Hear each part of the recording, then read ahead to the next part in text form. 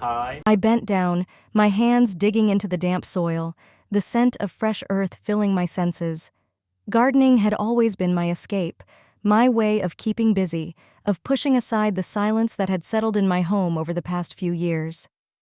The morning sun was warm against my back as I adjusted the roots of a new rosebush. And then, sharp pain. It shot up from my lower back, paralyzing me in place. My breath caught in my throat, and for a moment I couldn't move. I tried to straighten up, but my body resisted. A cold sweat broke out on my forehead. I gritted my teeth, frustrated. I wasn't old, not really, but moments like this made me feel like time had a cruel sense of humor. "Hey, you all right?"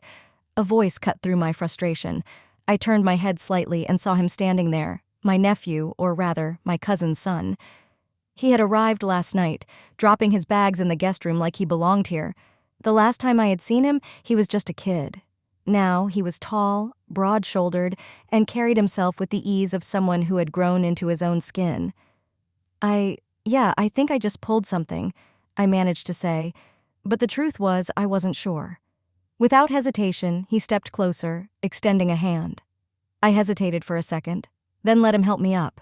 His grip was firm, steady, and the way he moved, confident, capable, reminded me how long it had been since someone had looked after me instead of the other way around. "Come on," he said, his voice calm but insistent. "You need to sit down before it gets worse." I hated feeling weak, but the pain left me no choice. I let him lead me inside, my mind spinning with something other than just discomfort. And just like that, something shifted.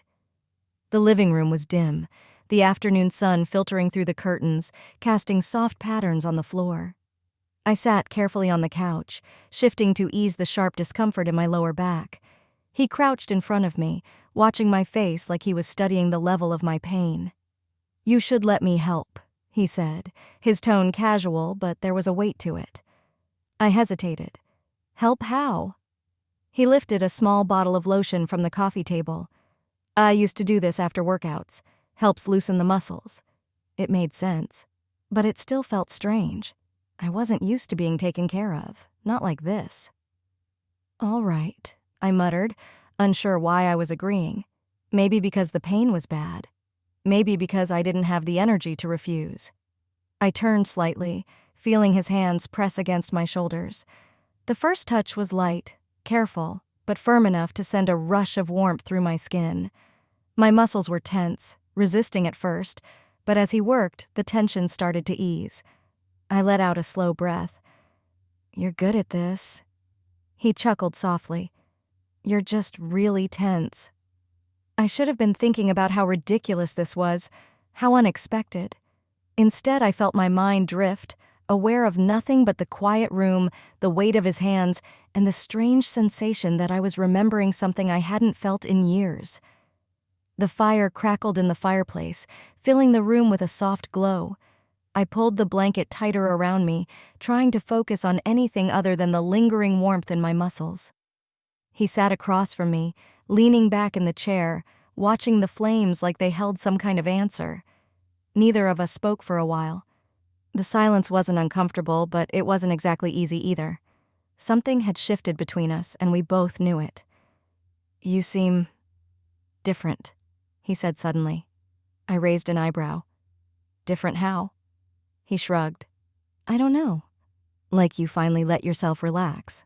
I scoffed, shaking my head. "Maybe I forgot how." His gaze flickered toward me, something unreadable in his expression. "That's not a good thing." I didn't have a response for that, because he wasn't wrong. I had spent so long being strong, being independent, pushing away any kind of vulnerability. Now, for the first time in years, I had let someone step in, even in the smallest way. And it scared me. The fire popped, sending sparks upward, and I realized I had been holding my breath. I exhaled slowly, grounding myself. Whatever this was, whatever had changed, I needed to make sure it didn't go any further. The night stretched on, heavy with unspoken thoughts. The fire had died down to embers, casting faint shadows on the walls. I shifted on the couch, aware of how close he was now, sitting beside me instead of across the room. Neither of us moved, yet something had already crossed an invisible line, I should have stood up, should have ended the moment before it became something it shouldn't, but I didn't. His eyes met mine, searching, hesitating. I knew something had changed before I could stop it. And then, it hit me. A moment of silence, then a shift, and suddenly the air between us felt different. It was brief, but it carried a weight that settled deep in my chest. As soon as I realized it, I pulled back, my pulse hammering in my ears. A sharp breath, a flash of realization. "We shouldn't have," I whispered, barely recognizing my own voice. He didn't argue. He didn't try to explain. The silence between us said everything.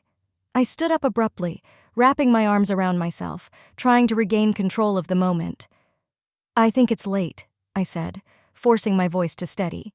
He exhaled slowly, nodding. "Yeah, I should go to bed." But as he left the room, I knew nothing would be the same again. Morning came too quickly. The house felt different, heavier, like the air itself carried the weight of what had happened. I went through the motions, coffee, dishes, watering the plants, but my mind wasn't here. It was stuck in that moment from last night, replaying it over and over. The hesitation, the inevitability, the quiet realization that we had made a mistake that couldn't be undone. His bag was packed by the door. He stood beside it, hands in his pockets, eyes unreadable. "I think I should head out," he said, voice measured, careful. I nodded, swallowing the lump in my throat. Probably for the best. We stood there for a moment, the silence between us filled with everything we weren't saying.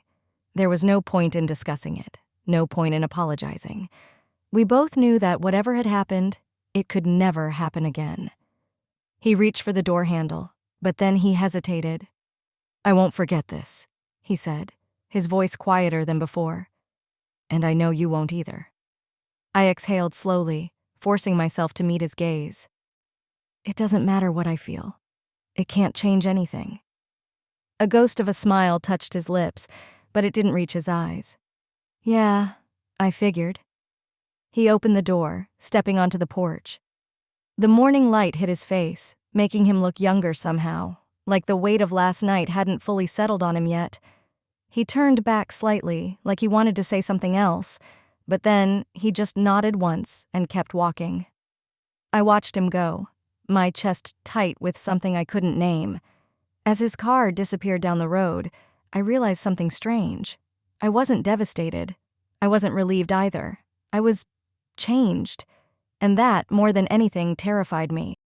This is an artistic and fictional creation intended for both entertainment and educational purposes. Any resemblance to actual people or events is purely coincidental. Some scenes and dialogues in the video are part of a dramatized performance and incorporate elements of grotesque, satire, and exaggeration. The creator stands against discrimination, violence, and hatred. This channel fully complies with YouTube's policies and does not infringe upon copyright laws. Bye.